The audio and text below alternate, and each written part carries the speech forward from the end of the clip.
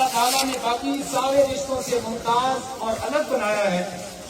اللہ تعالیٰ نے ہر ایک رشتے کا متبادل مترادف کوئی رشتہ بنایا ہے۔ بھائی کے لیے دوسرا بھائی، بہن کے لیے دوسری بہن، چچا کی جگہ پہ دوسرا چچا، لیکن یہ ماں باپ کا رشتہ اللہ تعالیٰ نے یقین کرے وہ انمول رشتہ بنایا ہے۔ ایک بار اگر یہ رشتہ چلا جائے دوبارہ یہ رشتہ ملتا نہیں ہے۔ یہ نعمت ایک بار اگر چلی جائے یہ نعمت دوبارہ نہیں ملتی، اور اس نعمت کی قدر انسان کو اس وقت آتی ہے کہ جب یہ حال ہوتا ہے۔ آج میں نہیں دیکھتا لیکن میرے فاضل بھائی ان کے دل کے اندر کی جو کیفیت ہے وہ اس وقت میرے خیال میں کوئی اس کو تصور بھی نہیں کر سکتا، کیونکہ ماں جب جاتی ہے تو انسان کی دنیا ویران ہو جاتی ہے۔ ماں کا رشتہ جب انسان سے چھوٹتا ہے تو اسے لگتا ہے کہ گویا اس کی ساری دنیا چھوٹ گئی ہے۔ ہم صبر کے لیے دعا کریں گے، اللہ تعالیٰ ان کے سارے خاندان والوں کو صبر عطا فرمائے۔ اللہ تعالیٰ کے نبی صلی اللہ علیہ وسلم کی عمر مبارک 6 برس ہے، 6 سال کا معصوم بچہ ہوتا ہے، اور 6 سال کی عمر کے اندر اللہ تعالیٰ نے اپنے نبی پاک صلی اللہ علیہ وسلم کی والدہ ماجدہ وہ کہاں مقام اقوا، وہ دور دراز مکے سے مدینے کے درمیان کے اندر ایک راستہ، ایک جگہ، ایک صحرا، بعد میں بھائی نہیں، بہن نہیں، کوئی صحابی نہیں، کوئی بھی نہیں۔ اس وقت تو 6 سال کی معصوم کی عمر ہے اور آپ کے پاس کوئی سہارا دینے والا بھی نہیں۔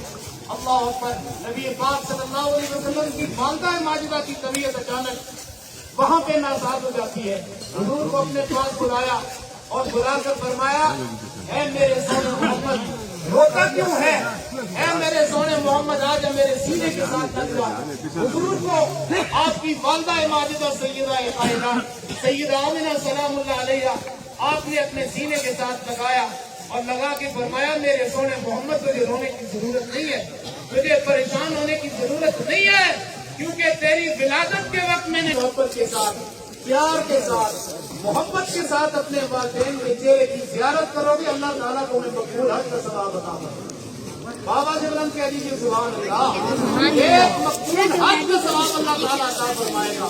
سال آئے گا ذی الحج کا، کوئی ہم میں سے گارنٹی کے ساتھ نہیں کہہ سکتا کہ میرا حج قبول ہو گیا ہے، لیکن رب تعالیٰ نے فرمایا ہم نے تیرے گھر کے اندر تو تیرے سفید بالوں والا تیرا باپ ہے، محبت کی نگاہ سے اسے دیکھتا جا، اللہ تجھے حج کا ثواب عطا فرمائے۔ تیری پوری ماں ہے، اس کا دیدار کرتا چلا جا، اور بھائی آ جاتی اپنا اپنی دیدار کرنے، آخری حج کرنے، فرمایا اپنے ماں کو محبت کی نگاہ سے دیکھتا چلا جائے گا، اللہ تعالیٰ تجھے مقبول حج کا ثواب عطا فرمائے گا۔ فرمایا تو جتنی بار بھی دیکھتا چلا۔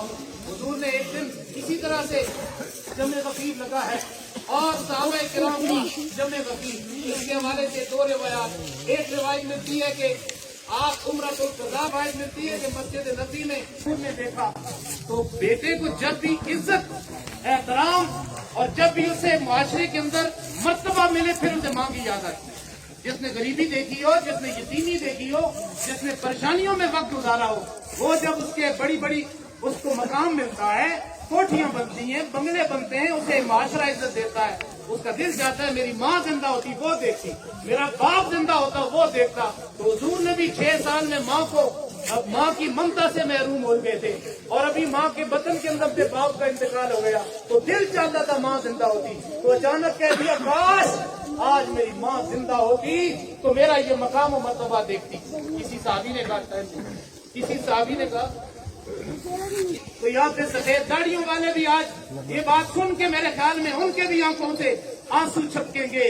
حضور نے فرمایا آج تو پوچھتا ہے مجھ سے میری ماں یاد آئے، میرا دل چاہتا ہے کاش آج میری ماں زندہ ہوتی، کاش آج میری ماں زندہ ہوتی اور میں عشاء کی فرض نماز، سنتوں کا نہیں فرمایا، نوافل کا نہیں بلکہ فرض نماز پڑھا رہا ہوتا اور وہاں پہ سورہ فاتحہ کے بعد میں سورت پڑھ رہا ہوتا، اندر سے میری ماں مجھے کہتی یا محمد یا محمد یا محمد، میری ماں کہتی او میرا سونا محمد میرے پاس آ جا، او میرے محمد میرے پاس آ جا۔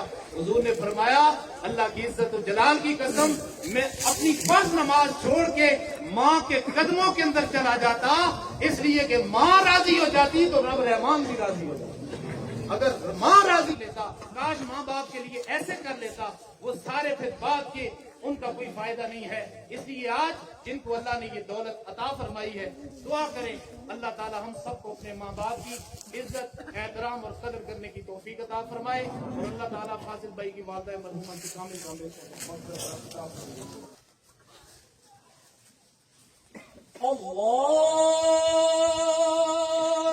अकबर।